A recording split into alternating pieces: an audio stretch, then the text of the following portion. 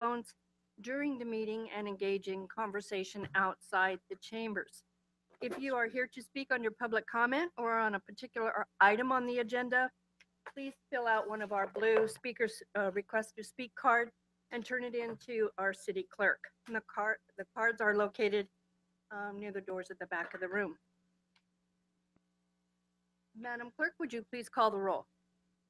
Councilmember Spriggs, Here. Councilmember Patton, Here. Councilmember West, Here. Mayor Pro Tem Bragg, Here. Mayor Dedina is absent. Thank you. Before we get started this evening, I would like to just take a couple of seconds to recognize what is going on in our country today. I don't know how many of you are affected by the natural disasters that are happening throughout our country. I myself have family in Oregon. I have family in Houston and family in Florida. So there's a lot of devastation in our community. I think that as residents of Imperial Beach, we have a lot to be thankful for. So just a couple of seconds, if you would, to silently recognize all that we do have to be thankful for in our public safety department as well. Thank you. We have a very special person in attendance this evening to deliver our Pledge of Allegiance, and I would like to invite Rosa Alegre from Bayside STEAM Academy to lead us in the Pledge of Allegiance. Before she comes up to the stage, I would like to read a little bio on Rosa. Her teacher, Miss Lopez Zapeta, okay. Doesn't look like that's how it would be pronounced. Thank you. Rosa is a cheerful and wonderful student with a positive attitude towards school and learning. She is dedicated, conscientious, and a student who is always trying to improve her academic skills as well as her karate. And she recently finished first place in a karate contest, I understand. So congratulations on that. Rosa is a mature, respectful student who takes pride in her work and perseveres when challenged. Her classmates can depend on Rosa to always help out if needed and provide guidance. Her actions in class reflect the strong family values that have been instilled at home. In the future, Rosa sees herself helping children. She has always wanted to be a pediatrician to cure kids and learn about medicine. Rosa has learned discipline through her participation in the martial arts that will serve her in achieving her goals. She has given to the community by helping provide meals to the needy with her family. Rosa's achievements are a reflection of both her attitude and effort, but most importantly, the support of her family. I am excited to be Rosa's teacher and look forward to guiding her in the academy journey. Thank you, Rosa. Would you like to join us here down front and lead us in our Pledge of Allegiance?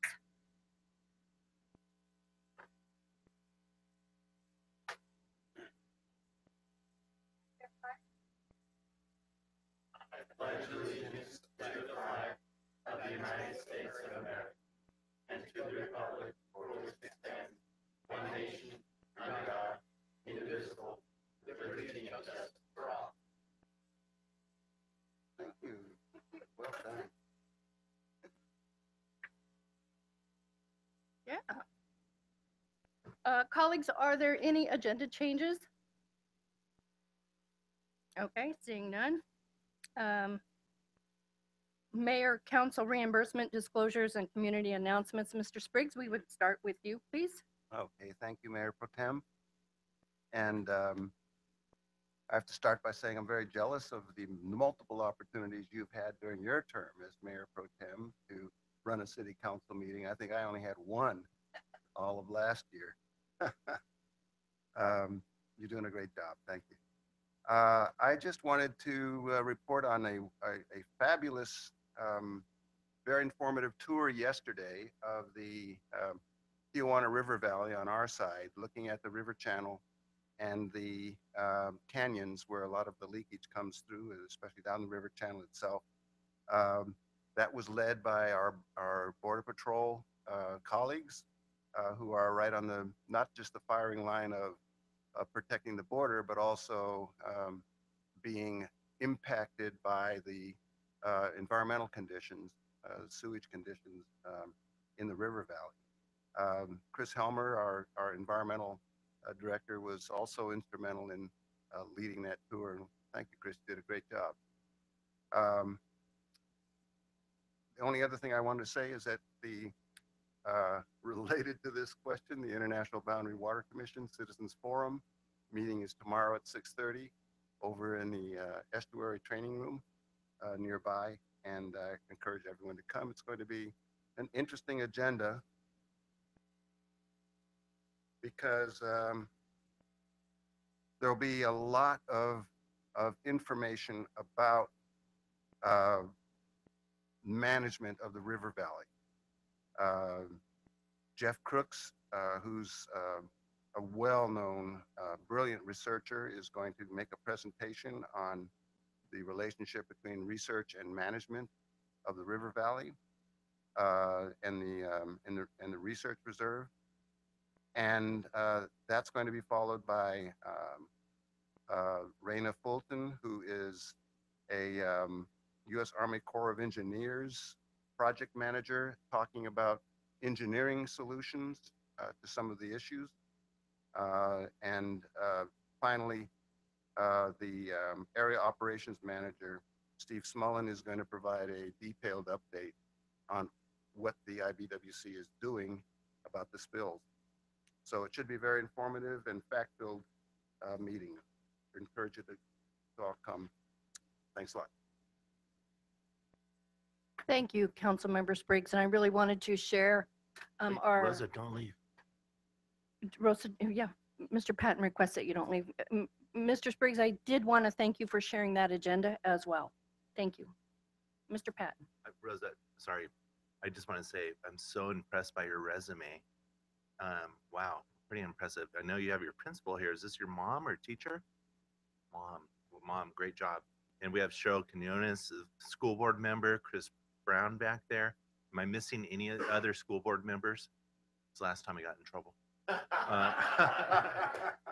Anyway, thanks for being here. You wonderful job. I could see you going into being a president of your school sometime, maybe running for city council.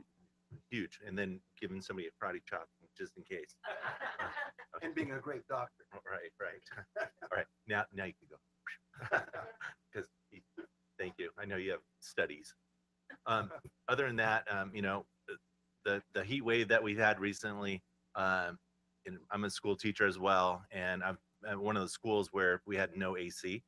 And finally, after 24 years of teaching, they said, "Hey, listen, I think it's too hot in your room."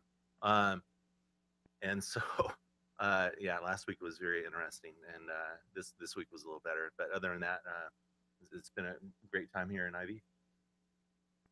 Thank you, Mr. Patton. Mr. West. Yeah, I think it is a great time to be in IB. I was driving around today and I am seeing so many things that are happening in our community that are just got the new playground going in at the sports park. We've got the Triangle Park being worked on, and all these great things that are happening in our community. And I'm super proud to be a part of it. And I think all of us are on this council. So just a couple things on August 17th, I actually participated with Surf Rider San Diego and also the Clean Bay South Water Movement. And they talked about the Tijuana River Action Month that's quickly approaching and starting on the 16th. Now, this is a series of 4 cleanup events in our Tijuana River that actually really works at different areas in the river valley and clean them up from Goat Canyon to Los Laurales in Mexico and so on. I highly encourage people to go out there. You can find the information on the Tijuana River Action Month website, and it's a great event. And they finish it off with a big party at Borderfield State Park, which is one of the great views in all of San Diego County. So I think it's great. Yes, located in Imperial Beach. Thank you very much there, Andy. So the other thing I would like to say is that I also participated in the Los Posadas planning meeting for their event that's coming up with the United Methodist Church, which will be happening on December 9th at Camp Surf. And they're doing a great event, but they're really looking for some people to volunteer and sponsor the event. So if you have any interest, Los Posadas is a great event.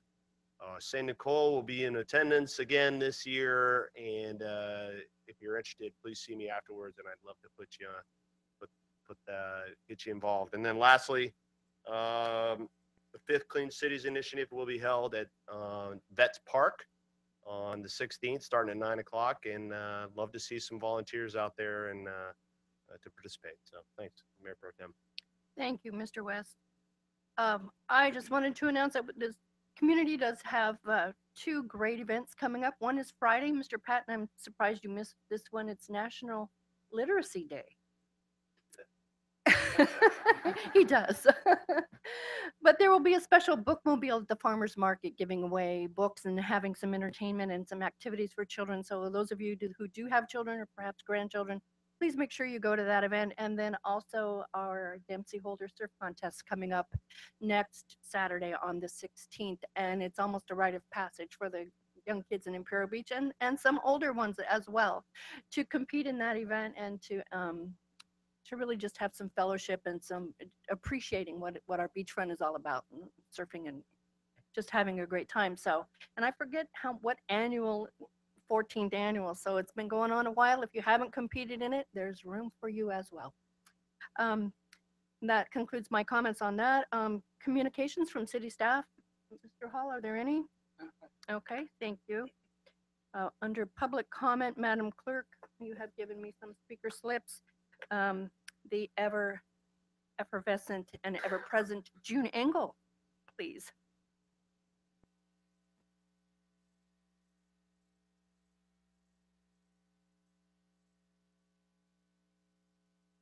So hi, I'm June Engel. I'm the branch manager at the Imperial Beach Library, 810 Imperial Beach Boulevard. For 9 years, I know how to do this, Lori. I'm here to first thing I would like to do is actually recognize Eric and Chris over here at Public Works for their help with us last month. We had a very successful movie in the park in our partnership with the Boys and Girls Club. We had about 200 people there who brought their lunches and dinners and watched Guardians of the Galaxy too. It was just a great night. I heard great things about it. So I want to thank them all for their help, including Chris, making sure that the sprinklers were turned off. So secondly, because you know what a bracket I am on the library, in case you have not heard or have not read in the paper, the library is up for the Orchid Award. I was told by county headquarters we're one of the top contenders. It's a two-part judging. They have a judging crew that goes around to each of the locations, and they also have community comment and voting. Voting started on September 5th, so it is going on right now. I would encourage you all to go in and vote. And oh, incidentally, we have some bookmarks right here to give to the city clerk to hand out to. It tells you exactly how to go in there and vote. I know, Lori, I think you and Jackie were the only ones that were here about 7 years ago when we had the state librarian come and down and talk with Supervisor Cox in the meeting, and it was Gary Brown, city manager. We're trying to find funding for the new library, and she came down to try and figure out some ways to do it.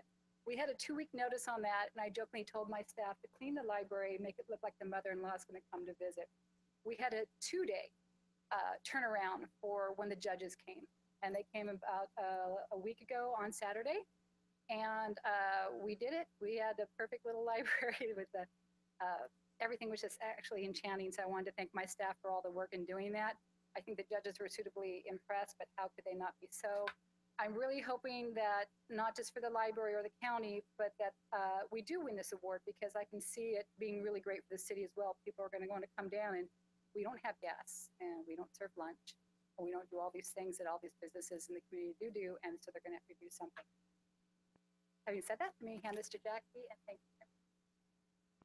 Thank you. Audience, I hope you're all aware of how hard our librarian works for us and the recognition that she has brought to our community. Thank you, June. I do have more speaker slips. I'm going to confirm with these speakers that you are wanting to speak on item 2.3. Mr. Partlow, thank you. Ginger Sacco and Cheryl Kionis. Okay, thank you. Under presentations, I would like to invite Chief French down to the podium to give us a wonderful presentation on the automated external defibrillators in Imperial Beach. Oh, so kind of. Good evening, Mayor Pro Tem, City Council. I'm here tonight to do a little presentation on our new AEDs that we have purchased. AEDs are an important part of, the life safety and saving somebody that had a sudden cardiac arrest. 460,000 Americans die every year from sudden cardiac arrest. If they are outside a hospital, their chance of survival is 5%. With the quick use of an AED machine, and if that can get put on within 3 minutes and a shock is delivered, their chances of survival go from 30 to 70%. So your chances are a lot better. What we have done, we have purchased new 6 AED machines for city facilities. Right now we have 4 of these, one at the fire station, one at City Hall, one at the senior center, and one at Public Works. And then the lifeguards have, I think, 7 in their fleet also. But what we have done is we have purchased 6 new units. So one's going to be here in the council chambers, one in the community room. We're putting 2 at Sports Park, so one for the girls softball and one for the Little League.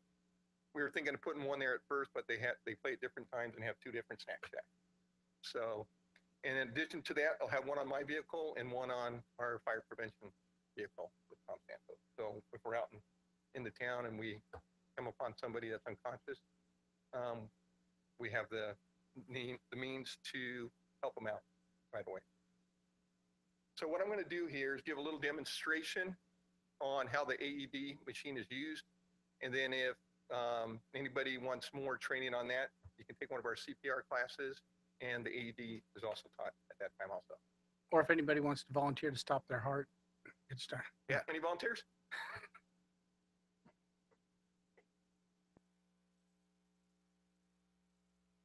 Usually if you're doing CPR on somebody, you're going to want to do it on the floor, but just for purposes of doing, I'm going to do it up here on the table.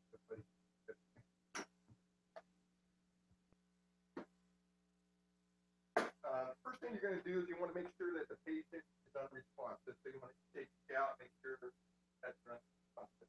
Have somebody go call 911, and if AED is not doing, have somebody go get an AED. So we have one here in the room. To remove the shirt and bare the chest. And then basically,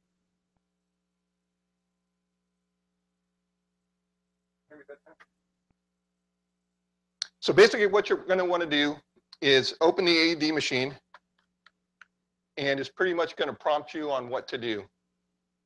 Tear open package and remove pad. So this is our training model here. So these pads might be a little gooey here. Tear open package and remove pad. Peel 1 pad from plastic liner. And then what you're going to do is put one plastic liner on the upper left part of the chest, Peel 1 or right part of pad the chest, from sorry, plastic liner. and one on the Place 1 lower left. And don't close the door while you're doing it. So once it senses those pads are on, it's going to tell you to stand clear. Tear open package and remove pad. Tear open package and remove pad. The door probably reset. Tear open package and remove pad. Peel 1 pad from plastic liner. It's going to cycle through. Peel 1 pad from plastic liner. Peel 1 pad from plastic liner. Place 1 pad on bare upper chest. Place 1 pad on bare upper chest. So what it's going to do once it detects, Place 1 pad on Spider. bare upper chest. what's it going to do once it gets to that point? Peel 2nd pad and place on Okay, bare it's going to lower cycle through it chest now. as shown. It usually doesn't take this long. As soon as you put the pads on, Analyzing rhythm. it'll analyze. So what you want to do at that time is just stand back, Analyzing rhythm. and it'll analyze the rhythm. If it detects a shockable rhythm, Shock advised. it'll start charging. Stand clear. Push flashing button to deliver shock. And then on the machine here, it has a flashing red button. Flashing button to deliver shock. Shock delivered. And you want to make sure you're clear when you're pushing that shock button. Give 30 compression. 2 breaths. So at this time, then you're going to want to do 30 compressions CPR. and 2 breaths.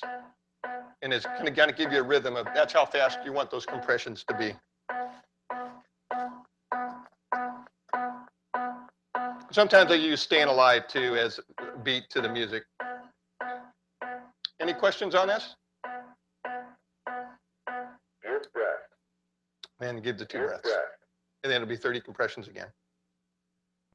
Any questions?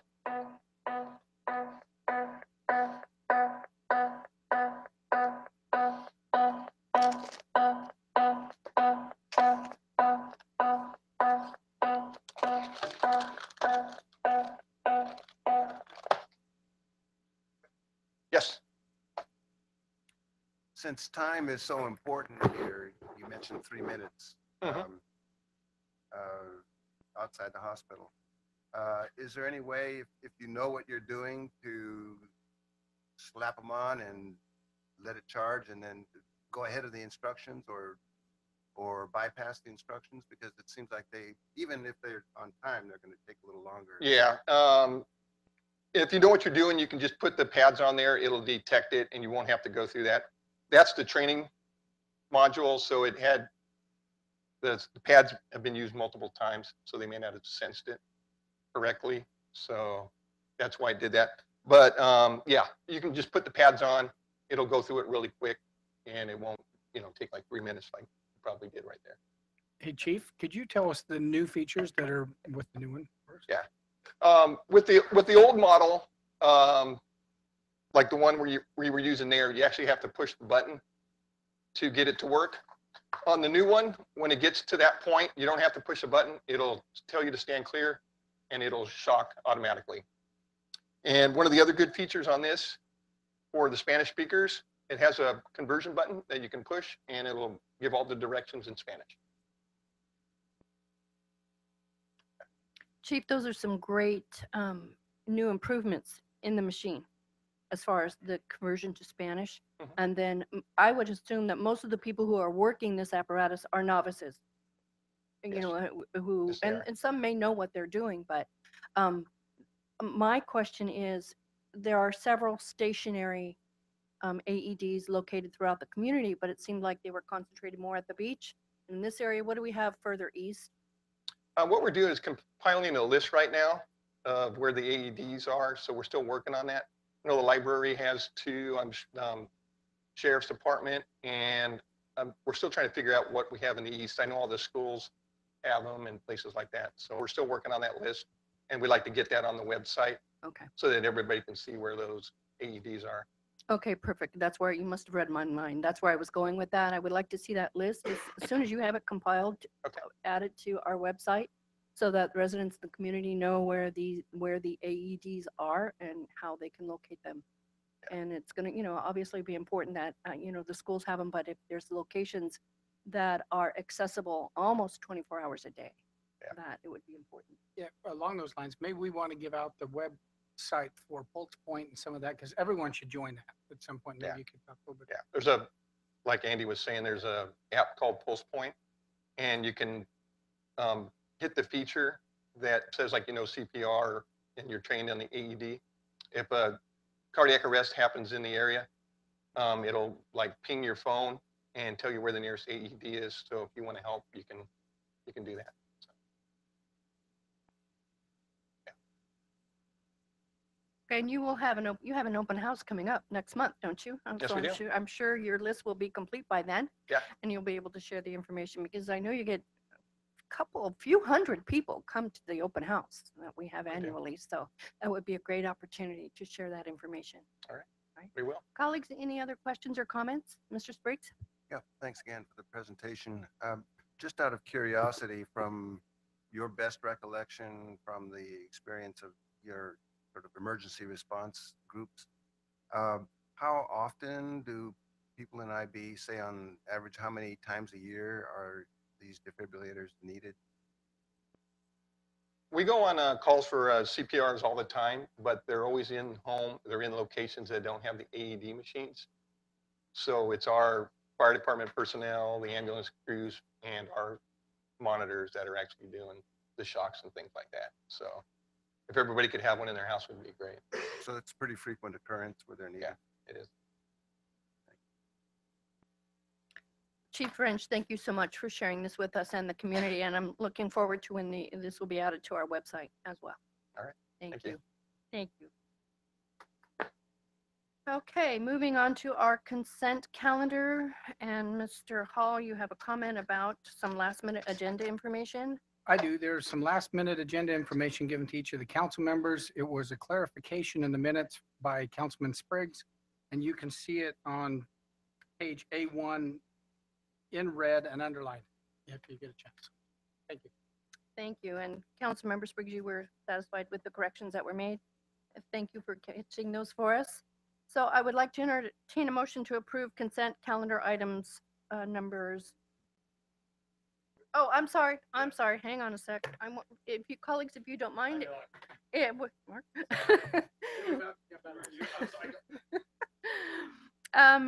I would like to call Baron Partlow, who wished to speak on item 2.3 to the podium. Thank you. Mayor Pro Tem, City Council.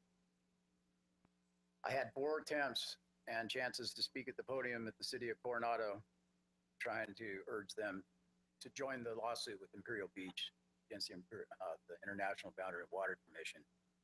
Last month, I had a telephone interview with Supervisor Cox's office. I spoke to Victor Avina, and I urged him to convince the supervisor to divert funding from his campground into the catchment basins and infrastructure on this side, because who's going to want to camp in a sewer? I had to cancel a meeting with Congressman Issa, but I was able to deliver the bullet points by phone when I canceled. And my bullet points were: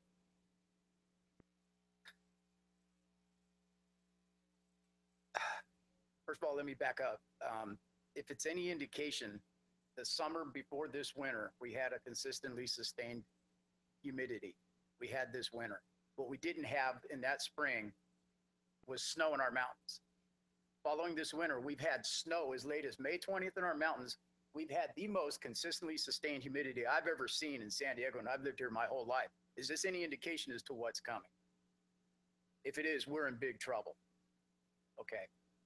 So since there is going to be a border wall and there is going to be no environmental impact study mandated, because one's already been done on the fence, and other things in the valley, the money that would have gone for an environmental study, I urged the congressman to divert it to infrastructure improvements on this side. And I'm going to add one thing. We are getting hit by a heavyweight super slugger in Mexico who is hitting us hard, hitting us fast, and hitting us often with their sewage spills. We need to deliver some knockout blows relentlessly in retaliation if we want to win this fight. Okay. Thank you very much.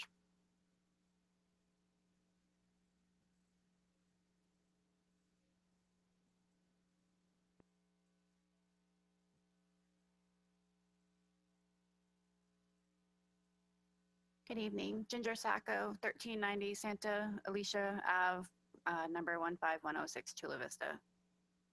Since the last time I was here, I did speak with Daryl Issa's office. We spoke quite a bit about IBWC being a high failure point, which we all know that. At the time, I've gotten Stephen Smullen to admit to 2 spills that he missed. I have that in email. I can provide that to you electronically. We talked about the safety hazards that the Border Patrol agents have had to deal with, both with their health and their uniforms.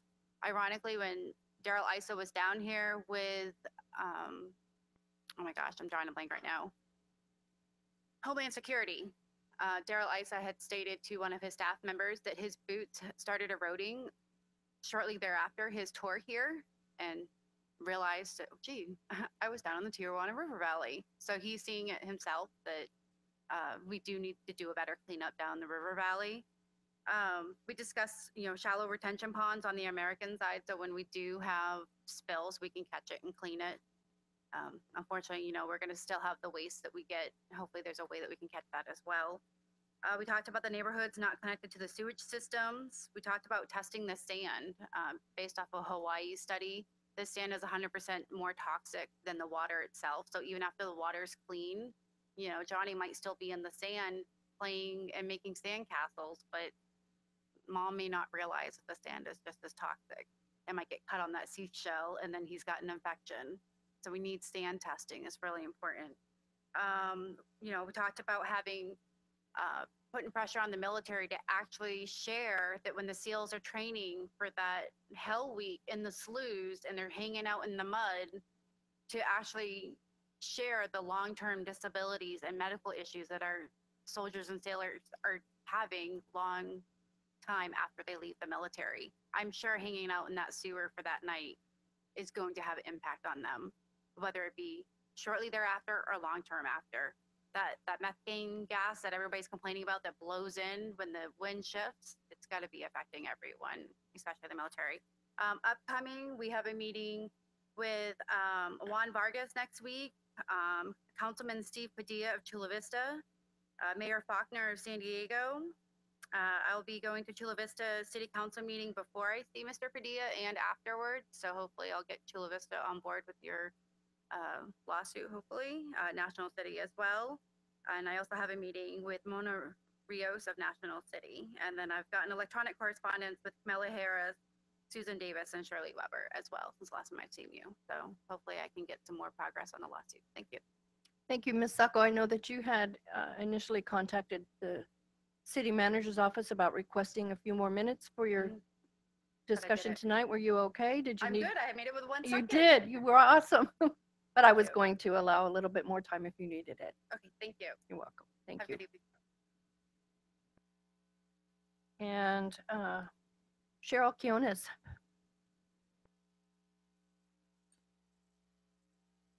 Good evening, Pro Tem Mayor, Bragg, council members, staff, audience. My name is Cheryl Quinones. I live at 1137 Iris Avenue in Imperial Beach. The past couple of months, there have been many groups of us that have organized around our strengths and have attacked the sewer business at different levels. And as we've reported to you, and this is my first report, we have attacked this not only legislatively on the ground, writing, talking, visiting, standing at the beach, speaking to our residents about the importance of cleanliness. We also have been working with the city of Coronado residents. I want to applaud our town, our city government, and our staff for the continuance of Section 2.3.3, and that we continue on with this resolution forever, and that it would be perpetual until the end of time, until we can fix this, because it's important that it be in the record. And for the record, yesterday I attended as an Imperial Beach resident at the Coronado City Hall meeting, the second time, and spoke. And as others in Coronado spoke, the mayor, after closed session, did put out a announcement, a news release, which I would like to read into the minutes, if I may. I've provided a copy to our Pro Tem Mayor. The mayor of Coronado said, the following is an update to today's closed session meeting, which adjourned at 6:20 p.m. with regards to Coronado's effort to ensure the residents of Coronado, Imperial Beach, and San Diego County can enjoy clean beaches 365 days a year.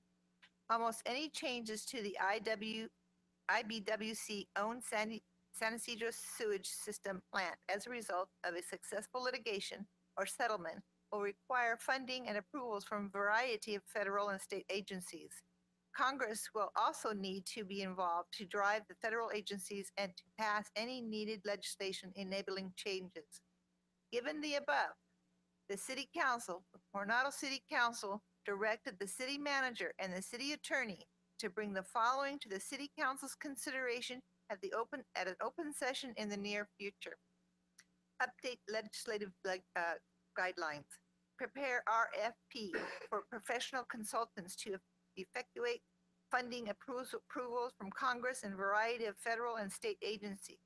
And draft participation agreement between Coronado and Imperial Beach to effect changes to the IBWC-owned San Ysidro sewage treatment plant. The City Council will continue to update the public accordingly with any further developments.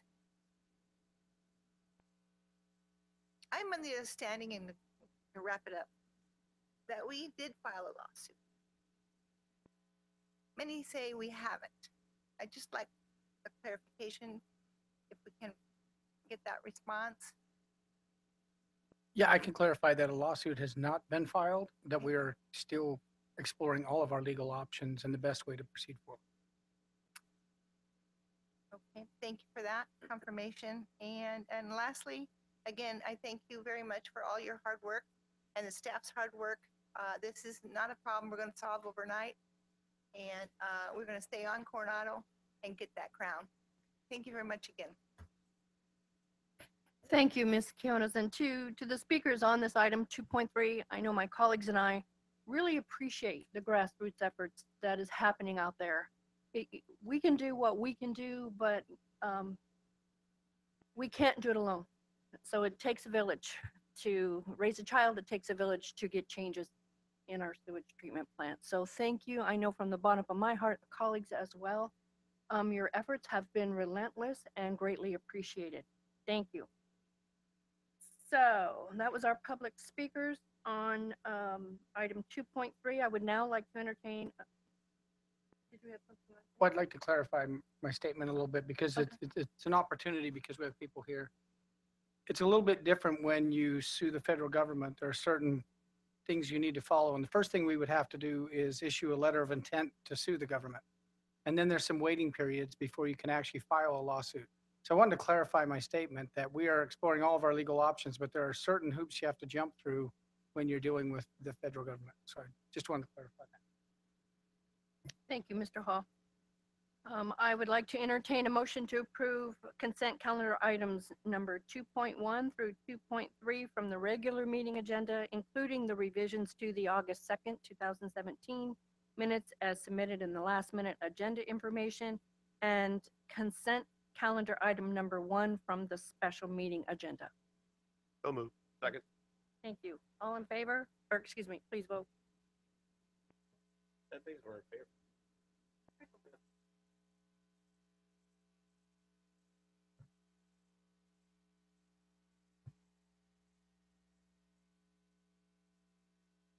Motion carried unanimously by those present. Thank you. Item 2.1, the minutes. There's a recommendation that the City Council approve the regular meeting minutes of the August 2nd and August 16th, 2017 meetings. Is there, I would entertain a motion. We did that. We did. I'm sorry. I just need to turn the page. Thank you. Moving on. Are you helping me or not? For the meetings, I got your back, Lori. Come on now. My wingman is. Thank you. Thank you. Item 3.1, this is an introduction of ordinance number 2017-1165, amending chapter 12.33 of the Imperial Beach Municipal Code concerning special event permits. And our city manager, Paul, will give this report. Thank you. Madam Mayor Pro Tem and council members, just wanted to talk to you about a proposed ordinance tonight and introduce an ordinance. The actual ordinance is rather simple, but the problem is a little bit complex. So I just wanted to go through a couple of things with the members of the city council. Hold on, I have to turn this on for it to work. There we go. So, you know, isn't Imperial Beach that sleepy little beach town? Well, in case you missed it, we have a lot going on some of our public property, especially along Seacoast Drive. You know, we have a lot of great events. This happens to be Symphony by the Sea. I put that in there, of course, because that's my favorite event. We have car shows. We have the annual Sun and Sea Festival and the Sandcastle competition. We have the Frogman and the Frogman event, and that brings a lot of people to our community. We have a lot of concerts and a lot of activities that happen in Pier Plaza. We have weddings on the beach, and they're growing in popularity. We have everything from Easter egg hunts and powwows, and we have surf contests and dog surf contests, and a lot of things that are happening in our community. We have concerts, very large concerts that take place. We have the farmers market every Friday, and so there's a lot of things that are happening.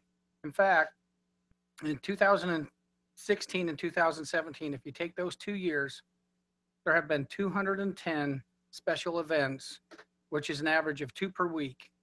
So in our community, we've had 210 special events, 2 per week, 171 of those with amplification permits. And then just to give you some indication, from now until the end of the year, which is our slow season, we have 32 weekend days that have events scheduled between now and the end of the year. And so one of the things that we're really struggling with is we really need to find a balance about what's happening down on Seacoast Drive in our parks and whatnot. We have all these events that we talked about, and there's a lot of them, and they're great. But again, so what's missing with almost every weekend of the year programmed and things happening, some of the things that are missing in our parks that we're starting to hear about on a pretty regular basis are at least some open weekend days for families and friends just to enjoy the parks as a park. They have, in some ways, have become entertainment venues, excuse me, entertainment venues and less parks to some extent. Some quieter days for residents and visitors, but at least from a staff perspective, of course, some recovery time for the facilities. Our lawns really take a beating down there. A lot of our equipment, lots of times even our Tidelands crew have a hard time fixing the damage from one event to the other because they got another event coming in. And so it becomes challenging. And then recovery time for elected officials and staff. Elected officials are expected to be at every one of those 210 events. And you know that. And staff is struggling, of course, because we have a small staff and overtime.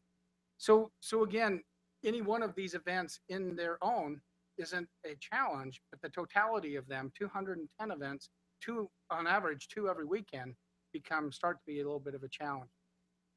So what are some of the impacts? Of course, impacts on businesses. When you have too many of these events, people shop at the booths rather than the established businesses in our community, and that can be a challenge for them. And the parking is limited to begin with, especially on event days for business customers, and so that can be a challenge. There's certainly impacts on residents. If parking extends into residential neighborhoods more often, the noise from events, 81.4% of the special events that we had amplification permits. So on 171 of those days, there are speakers and things going on, but there's little use of parks for families or just relaxing right now. We have impacts on visitors. Some people come to Imperial Beach specifically because we're a little bit quieter. And that's one of the things that Imperial Beach always was. It's kind of a quiet getaway in a small beach community. And there are limited other locations. We have 6 parks in our community. So there's very limited opportunities for people to spend time with their family. We just don't have a lot. We don't have as many parks as some other communities. And then there's certainly impacts on the city and staff. We talked about that, fixing damage. And so we have a lot of deferred maintenance on some of our parks. Little time for lawns to recover. You remember there was an event that really tore up the lawn. It took almost a year to get the lawn back. We had to fill it in and do some other things. So there's kind of a challenge. And then just limitations on staff time, overtime, burnout, some of those kinds of things. So trying to strike that balance because we love these events, but maybe we love them a little bit too much, and maybe we love our parks and maybe we've loved them a little bit too much. But anytime we talk about limiting or doing things in our parks, we have to be really careful. We need to make sure that we treat all entities equally and fairly. So you can't pick and choose. You can't say, well, some people can be there every week, but you can only be there twice a year or whatever. So we have to make sure that we're very, very equal and fair. And we need to strike that appropriate balance between really activating the beachfront, but yet what is that activation isn't always an event. Some people just want to be able to go down there and throw a Frisbee around with their kid. So there's this balance we're trying to strike. And then to try to be consistent. And I think that that's really important for us. So I wanted to tell you about some administrative actions that we've already taken to try and to find this balance, and then maybe even talk about some other things. But what we've done already is we used to issue both special events permits and separate from that amplification permits. What we've decided is that from now on, we won't issue just separate amplification permits. You've got to get a special event permit in order to get an amplification permit. That'll be part of it. It'll just be another box to check if you want to have amplification. And then we've limited the number of special events that any entity can have to 4 a year. So that hopefully, again, none of these events in their singularity are overwhelming. It's their totality. So if we limit maybe the number of events that each entity has to, once per quarter or 4 times per year, we feel like that will help a little bit. But what we're approaching the city council with tonight is that in order for something to be classified as a special event under our current ordinance, it's for 50 people or more. What we're asking is to lower that threshold from 50 down to 25. That is more consistent with our neighboring communities. Both Coronado and Chula Vista are at 25 people. We called some other beach communities, Solana Beach, Encinitas, they're at 25. So the simple request tonight is a legislative request to amend our ordinance to reduce that threshold to classify something as a special event from 50 people down to 25. And then there was some questions from some of you asking me, what are some of our other options? What if this doesn't do it? What if we still just have this constant impact on our properties? There's some other things you could do. You could limit the number of days that each park is available to host an event. Maybe you could say, only 2 weekends a month is any one of our parks going to be open to an event, so that the other 2 can be open to the public. Eliminating the issuance of amplification parks or permits in certain parks. Maybe some parks you just don't need to have amplification. So that amplification might only be allowed, for instance, this is just throwing out ideas, only in Pier Plaza where we have the stage and whatnot, but we don't allow it in, say, Veterans Park. We only allow it in certain areas. So that's an idea. Further restricting the number of special event permits. Maybe 4 is too many. Maybe we want to limit that to where you're only doing a couple a year.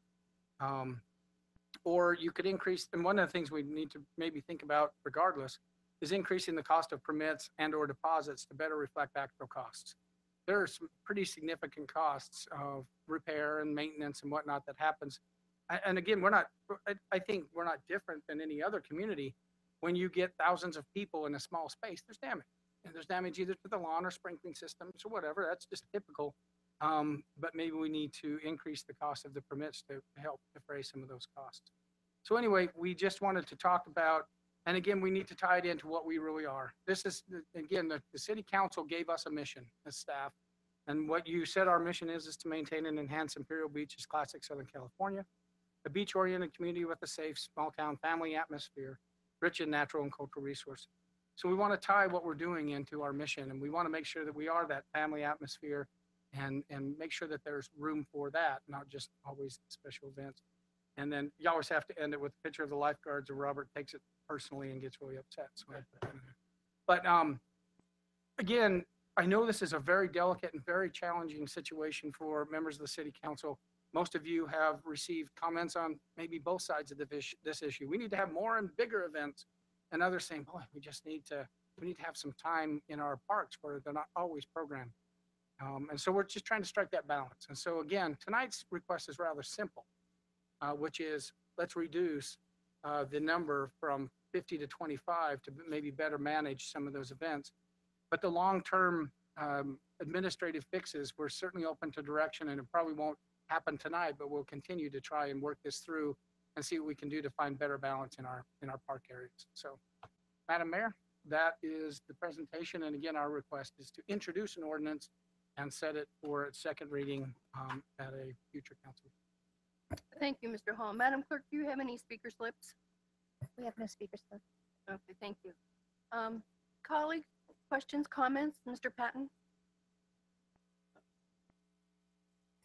Yeah, this is a touchy subject. People that live along the beach area or any park area, as all of us know, when we were campaigning, this was a huge thing. People would say, I never get quiet. It's always noisy. There's always something going on. We can't park. It's a big deal. And so I'm glad we're looking at this right now. And like City Manager Hall said, this is definitely something that's not going to be cured tonight.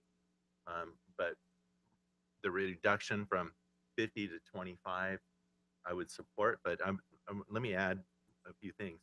I think it's super important that like city council, we know a lot of these big events, and sometimes they kind of slip under the radar. Like a year ago, there was one is called LeBlanc party where there was 33 buses showed up at the beach, and everybody wore white, and then there's 1,000 people, and it was a special event that nobody knew about it, and I don't even think the sheriff knew about it, and that's impacting, and things like that happens, and that's just one thing. And we also have events at the parks, and people will show up early in the morning, Veterans Park, Dunes Park, many of them, and they'll get their yellow caution tape and they'll tape up. And this is just residents, or it could be somebody from the community or other communities, knowing that this is a nice place to have a party, and they'll caution tape giant areas and say, "This is mine." And believe me, there's more than 50 people there. And is that a special event? Jumpy and so on and so forth. So the other things, we have to look at the other side of the coin. It's not just people in business, it's other people as well. And then looking at this whole big umbrella. I mean, we're looking at like a little spine of the umbrella right now, but this is a giant umbrella, and I think this giant umbrella needs to be looked at further, and it needs to include some residents, and it needs to be included some of the people throwing some of the events. And if we look at the big picture of this, and I think that's what I have. And but the big picture is, what are we going to do in the long term? I know tonight's just a snapshot. So what are our plans for the big picture? Do you have any idea? Yeah, exactly. This is, I think, something we've struggled with for a long time, but really the first time we've brought forward. And so we want to make sure that we don't jump further ahead than we need to. What we want to do is implement some changes to see if we can, again, moderate how much uses there is of the park.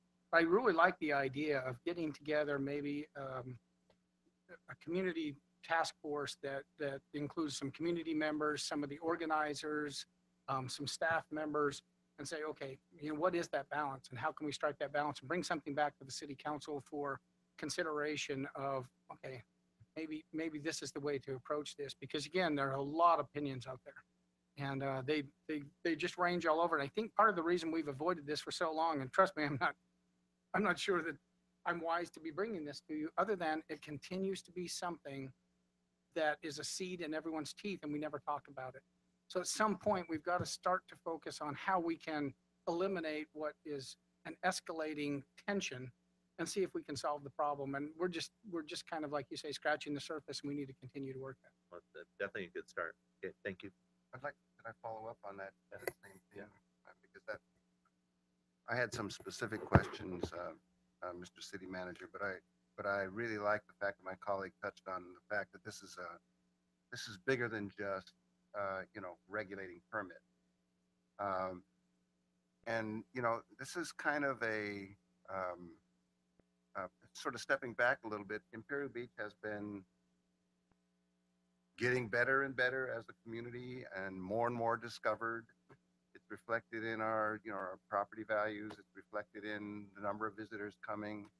It's reflected in a lot of things on the positive side that we're very proud of as a community. And the flip side of that is what you described, the burden on the community of being not only the South Bay's beach on a regular kind of basis, which is seasonal, but also becoming more and more of a destination.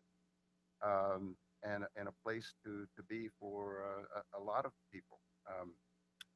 I think looking at this sort of as a trend, and Councilmember Patton is right.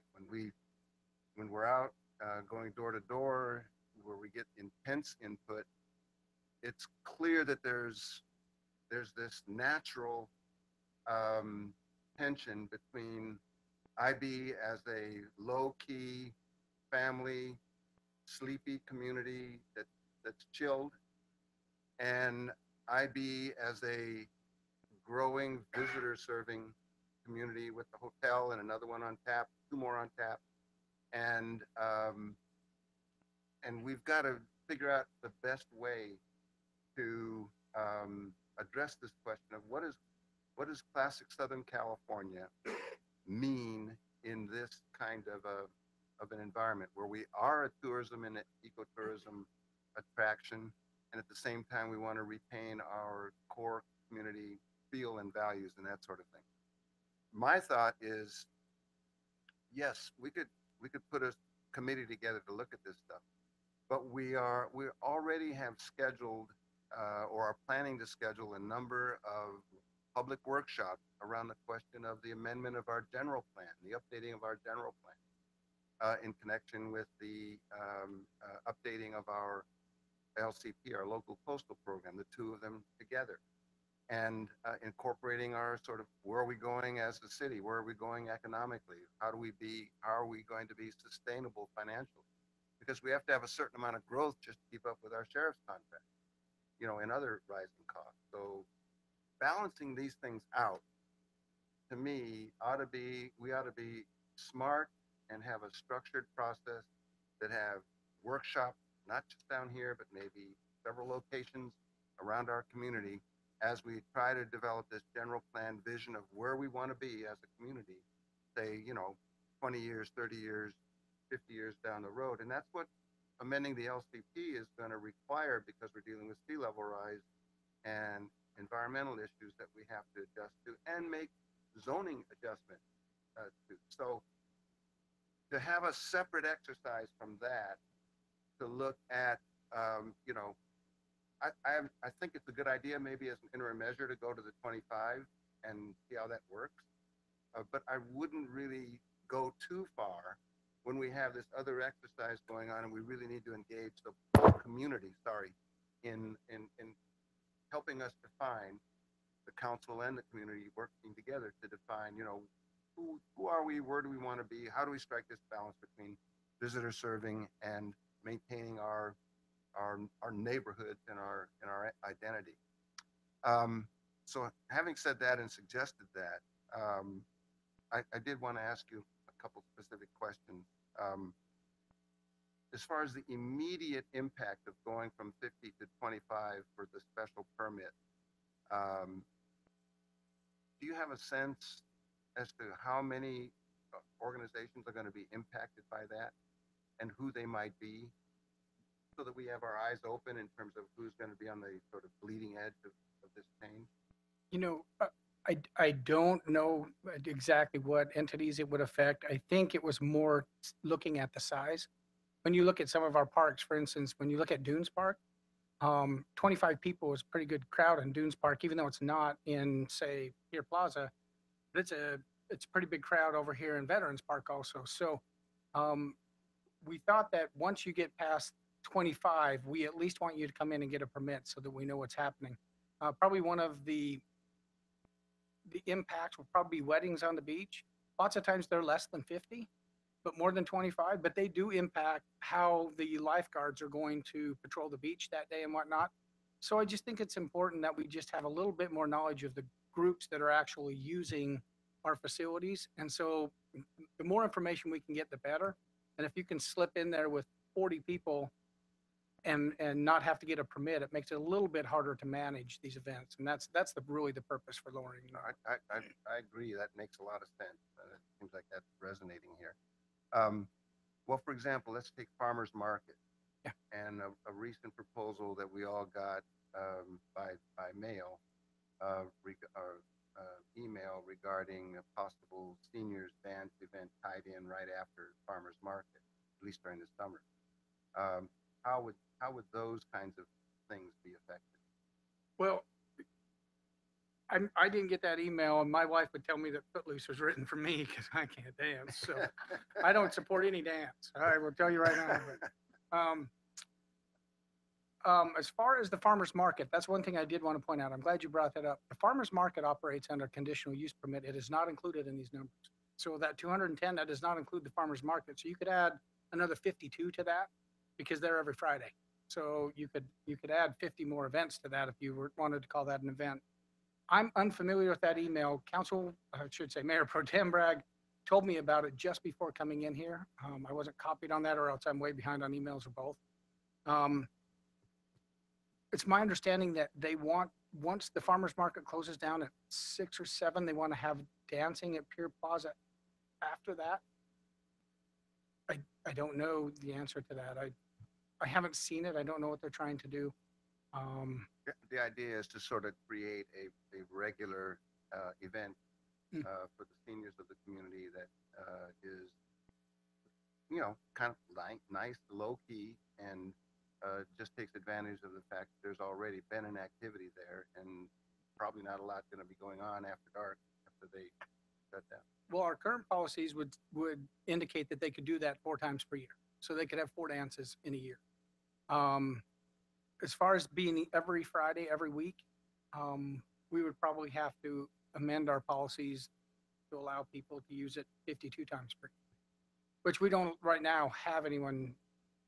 Right now, the administrative policy that we have enacted says that any entity can have up to 4 special events per year.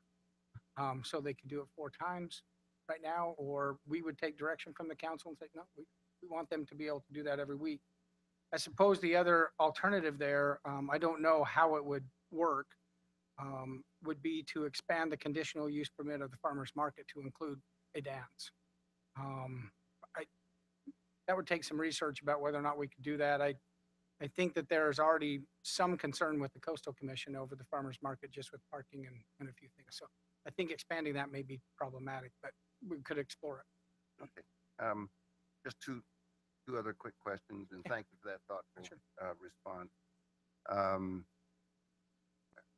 Again, I think we can look at this as kind of a trial period, see what kinds of impact it has, and see what other community-generated events like what we were just talking about really emanate from the community and a good cross-section of the community, how they're going to be affected by it, so that we, you know, we're smart about doing this while we're looking at the bigger context, you know, in connection with the general plan amendment. Is there going to be an increased fee for these special permits? Are we thinking about charging a fee? And in relation to that, would it be sensible, and I don't know whether other communities are doing this, to charge a residents one fee and non-residents another? Yeah, those are 2 really good questions. But before I get to them, I want to go to the previous point that you had asked. Let's say that the community said that, you know, we kind of like the idea of having a weekly dance after the farmer's market, so we'd like people to be able to do something on a weekly basis. What we couldn't do is restrict it and say, well, okay, you can have a dance, but you can't do other things on a weekly basis. So what we'd have to, the way it would work basically is, if we allow anyone to do something weekly, we probably have to allow everyone to do something weekly. That's the real challenge in all of this. And so that's again, that balance we're trying to strike. In terms of the fees, we have not contemplated any fee increases. We haven't even discussed it as staff yet. I just know that we're not paying for all of the labor and repairs and maintenance that go into these.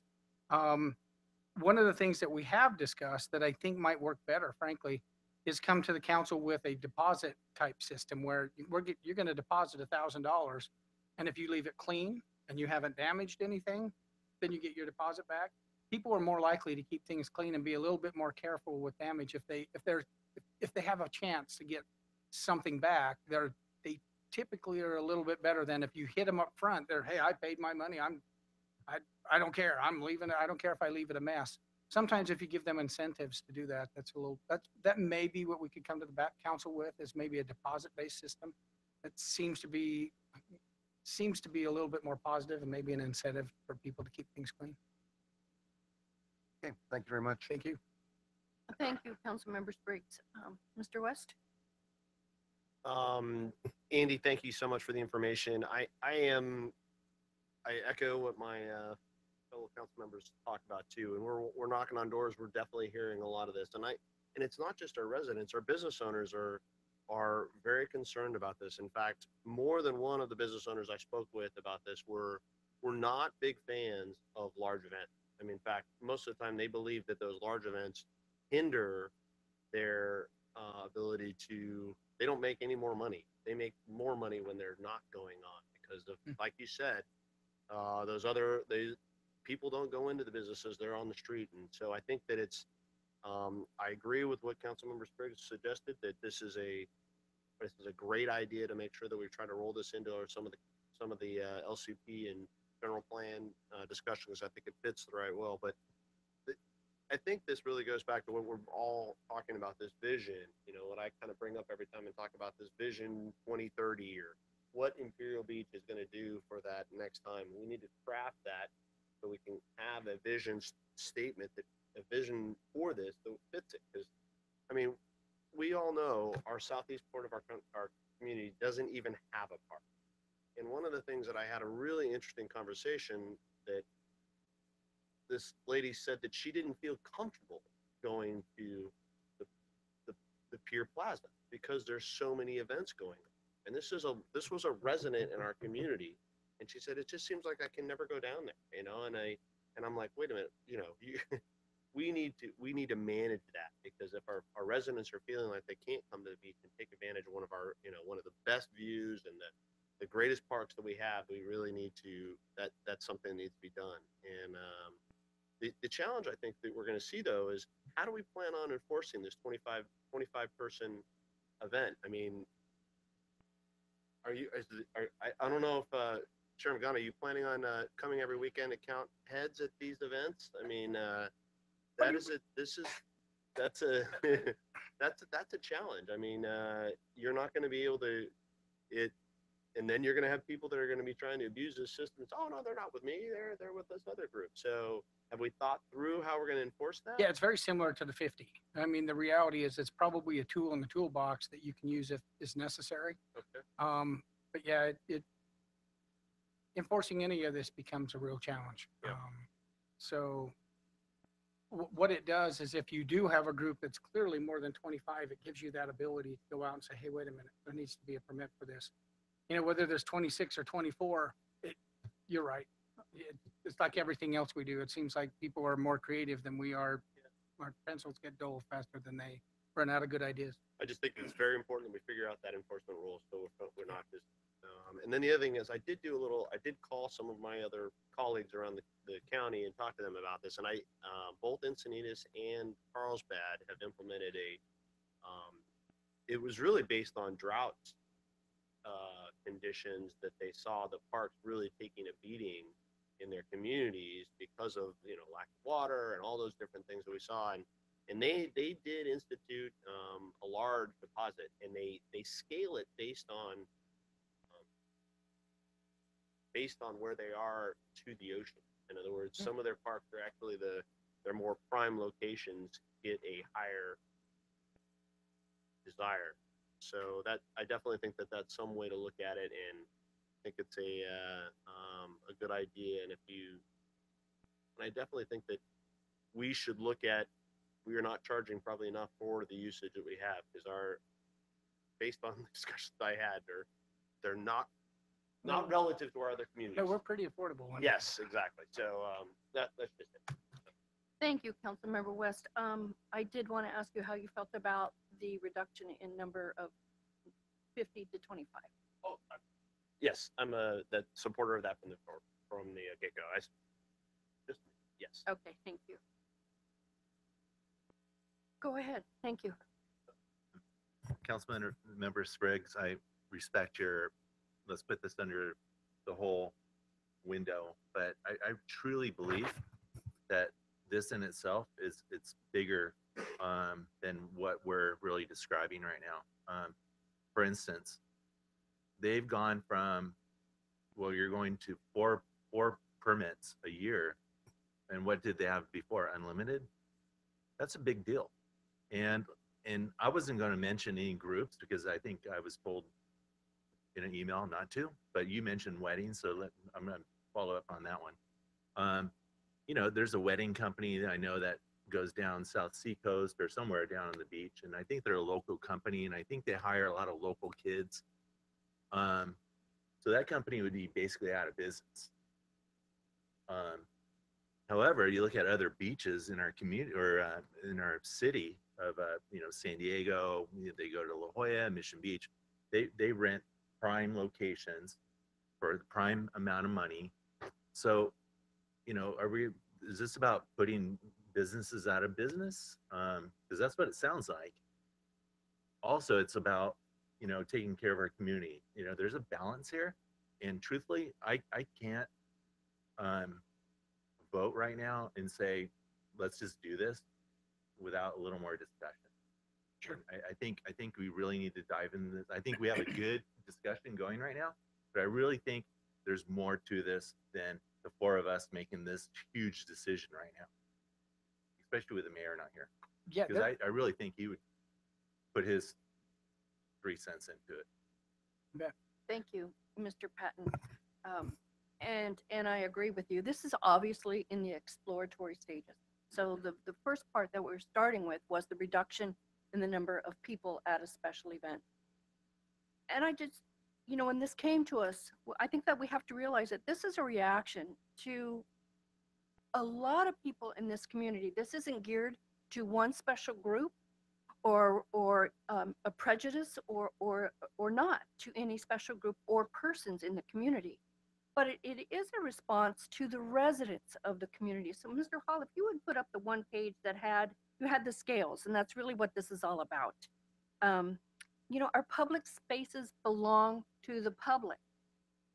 So, what happens, and we've all seen it. You described it, Mr. Patton, is it's kind of right now, it's whoever gets there first gets the largest plot of land, and they do rope it off with their caution tape, or they just really have this territorial frame of mind when they get to either the beach or the parks. But what's happening is that our beaches and parks are turning into special event venues.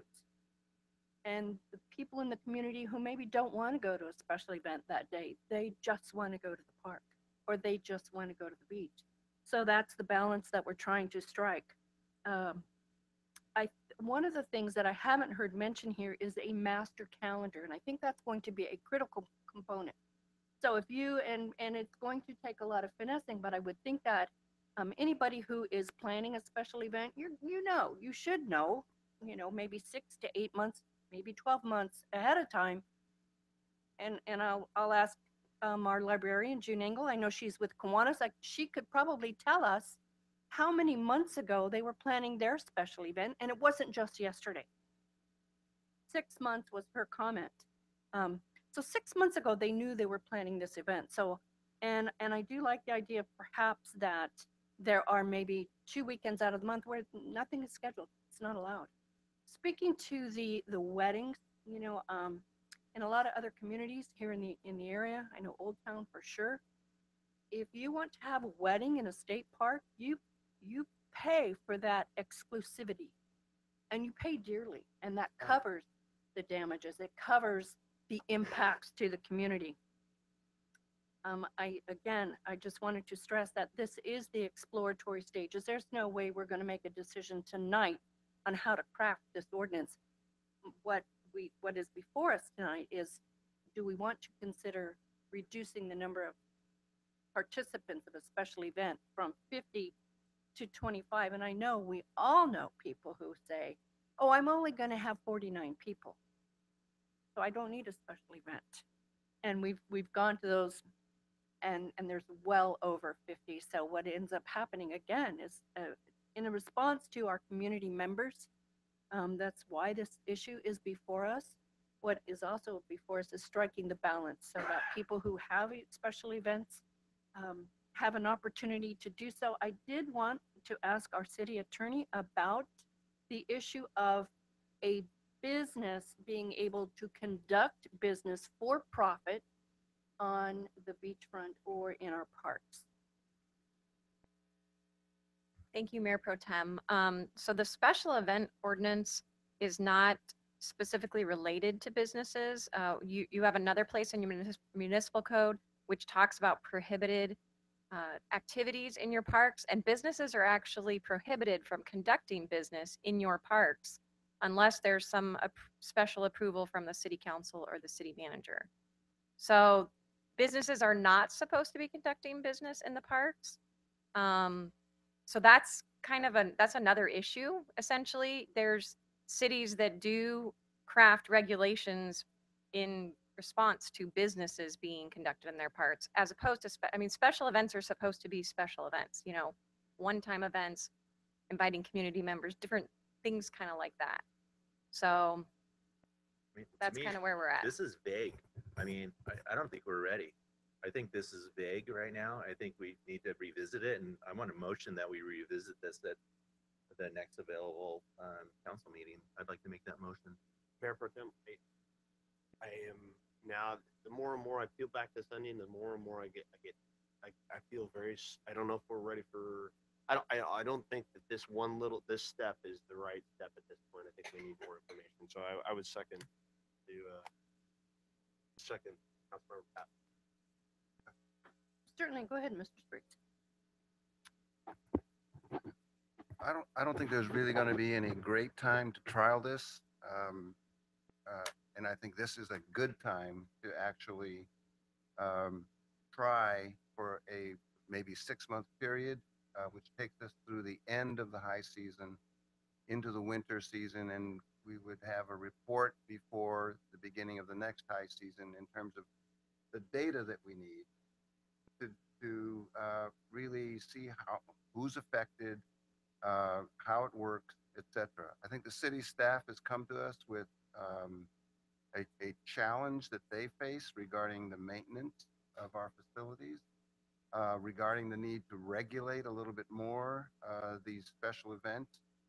I think we've already, in the first part of this agenda item, realized that our community is a destination point for not only just visitors and tourists and eco-tourists, but also people who want to come here for a day, do an event, and then they leave, and whatever they leave behind is our problem. And this is what we need to be able to regulate a little bit better.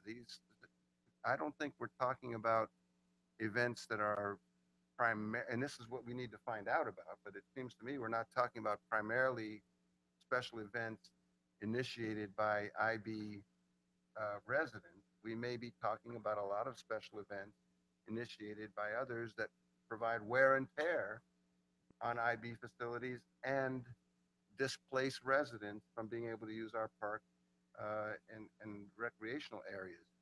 We need data on that, I agree. But I think one way to collect the data on that is to go ahead with a permitting process that makes more permits come to the city for the 25 instead of the 50, so that they can begin to see exactly, what is going on. Right now, they can't tell, because if it's under 50, it just doesn't hit the radar screen. Okay, and we're not. So we're going to be in the dark as much a week from now as we are, 3 months from now, in terms of what the impacts are going to be. We almost have to do this in order to create the record, the paper trail of permit applications to see what the effects are. And if 6 months from now, or we start getting complaints from community residents that there's red tape for their events, which I don't think is going to happen, or others, then I think that's fine. We can make the adjustment. So I'm actually proposing something a little different, and that is a trial period now. This ordinance doesn't have that built into it. It's like, and I think that's what concerns my colleagues, that once we start the process in motion for an ordinance, that's going to just run until the ordinance is rescinded. And I don't know, Mr. City Manager and a city attorney, is there some way that we could, because we need the data, we need to see how this actually works, is there some way that we could pull this back into a trial or pilot activity instead of an ordinance that runs forever?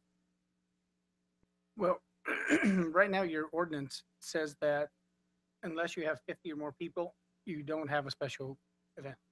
So short of changing your ordinance, there's no way for staff to enforce anything different than what the ordinance says. So at this point, we would just, if you have less than 50 people, we just wouldn't permit, we'd just let it happen. There would be no permit required.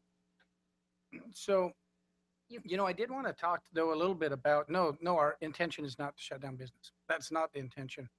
I will say that, you brought up weddings specifically.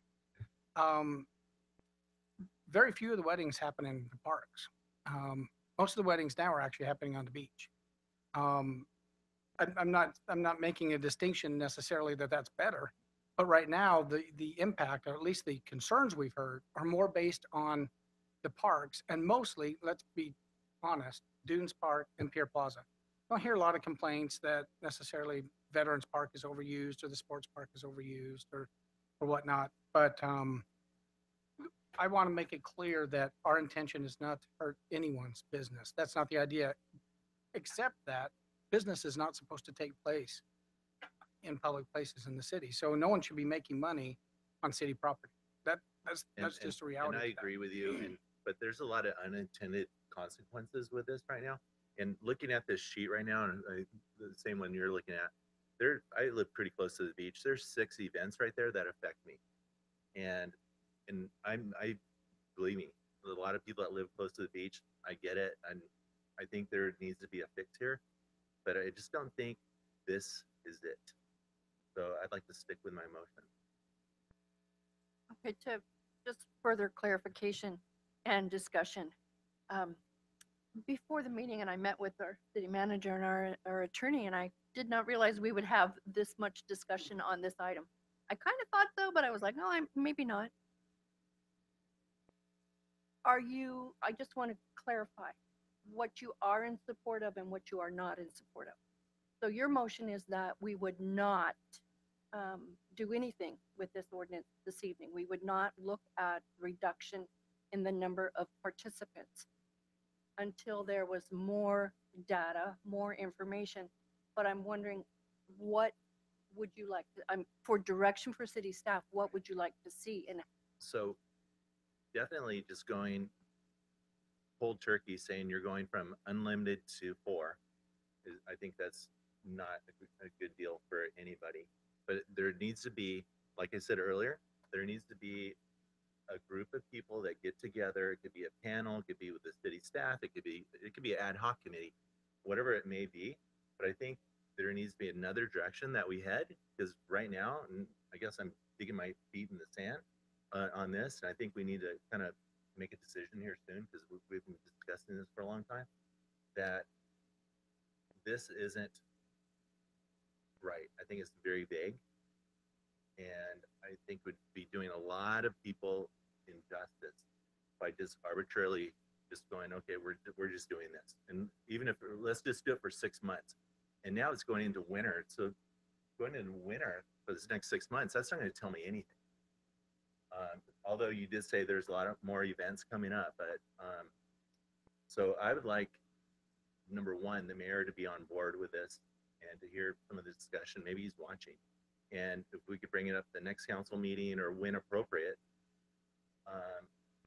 and then we could have more discussion on this. Mr. West, Yes, please. Mayor Pro Tem, I think there's so many more layers of this that really need to be worked out. I think the 50 to 25 may be a start, but I think, I go back to my question about enforcement, the cost. I think if we put together the right amount of business owners and residents and all those, we can come up with a better strategy than just doing this one thing, and we can craft an ordinance that'll be better for our city. I think that this one is a start. City Manager Hall. It's actually the only guidance we have in your ordinance. The only thing that's not administrative is the number of people at a special event permit. Everything else is administrative. We get very, very little direction. Now, your ordinance also says you cannot conduct business on public property.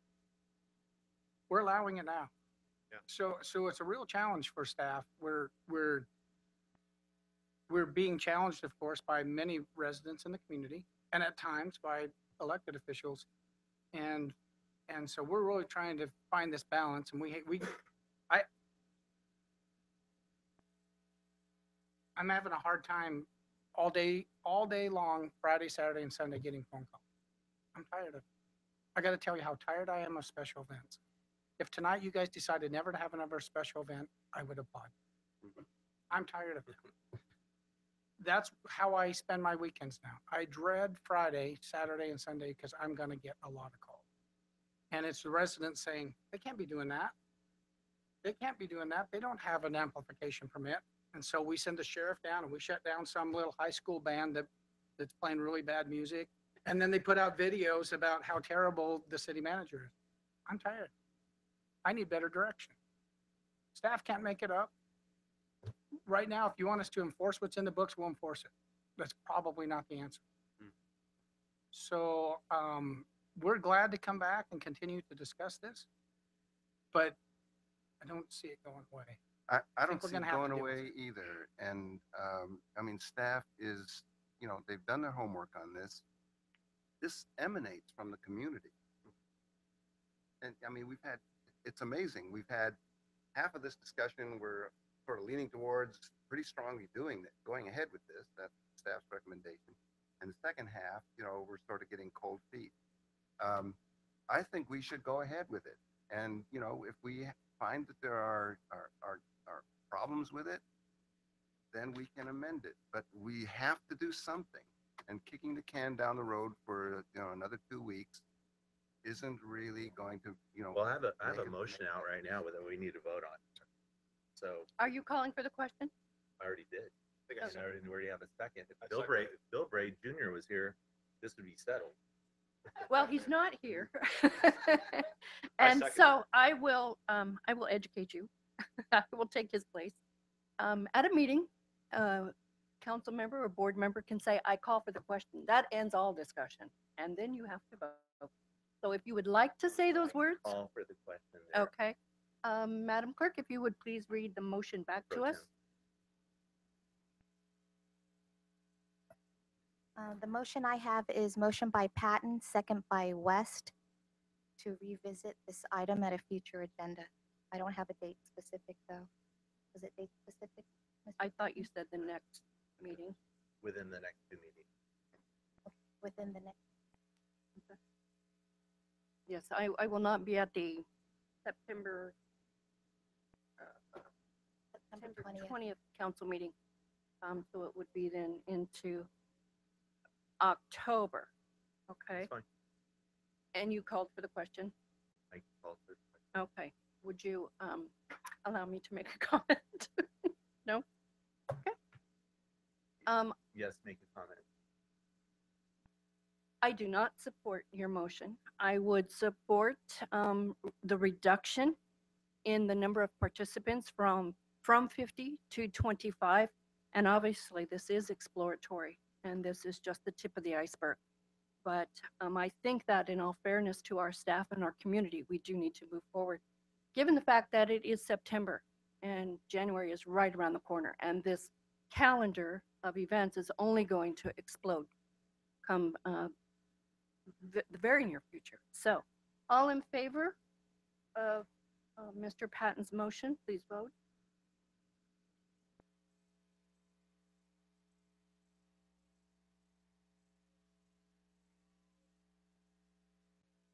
Motion failed by the following votes: ayes, West, Patton, noes, Bragg, and Spriggs.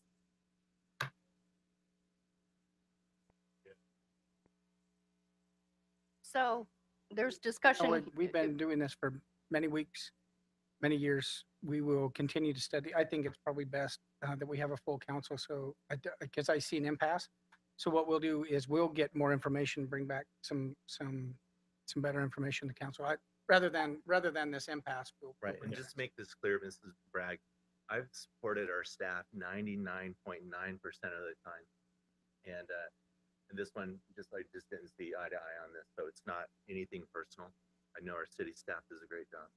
Mr. Patton, I did not take that personally, and I know our staff did not either.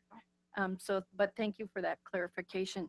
And it is important that the full council is here to hear this discussion. It is a big deal. It's a big impact to our community. Mayor, before we do move on to the next question, I think it's important that at our next meeting, when all 5 of us are present, that staff, and when staff presents this, that staff has the whatever additional information that the council members who wanted this deferred feel they would need in order to move forward. And so I would just belabor this agenda item one more time, please,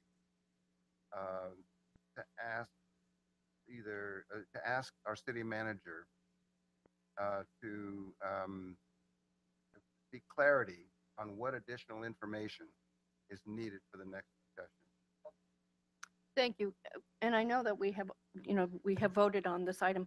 Mr. Patton or Mr. West, is there any additional information you would like staff to bring back? Be very clear.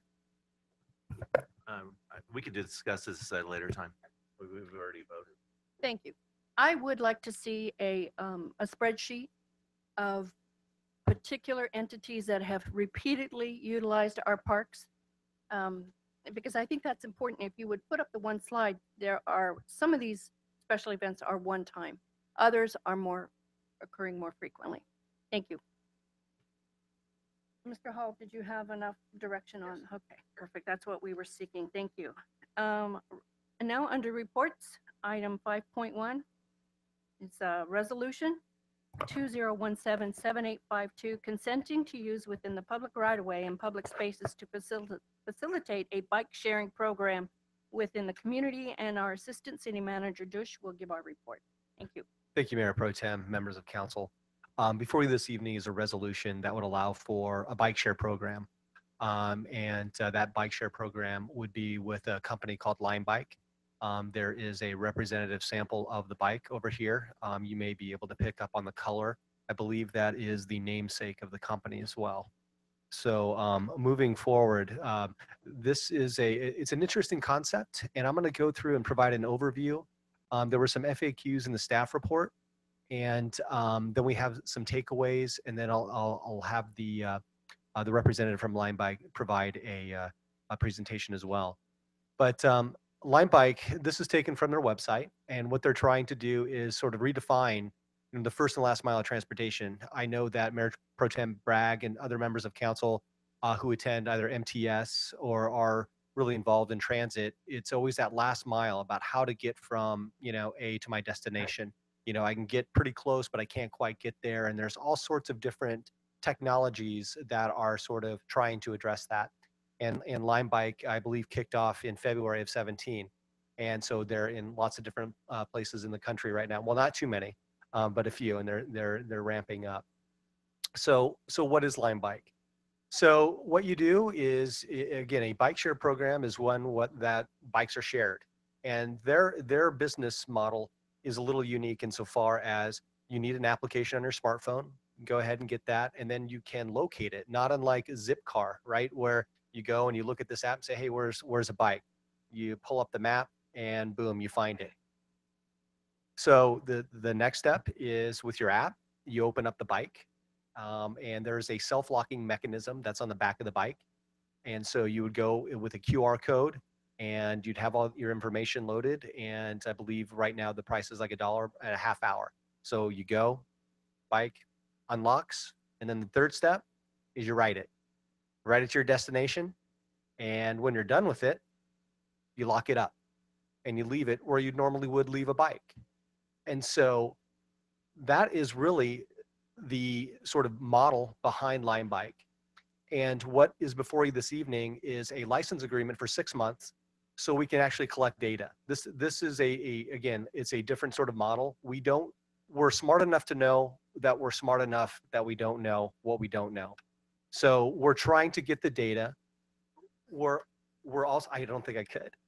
We're also going to get monthly data from Lime Bike that is going to help us figure out, okay, where are these bikes congregating, right?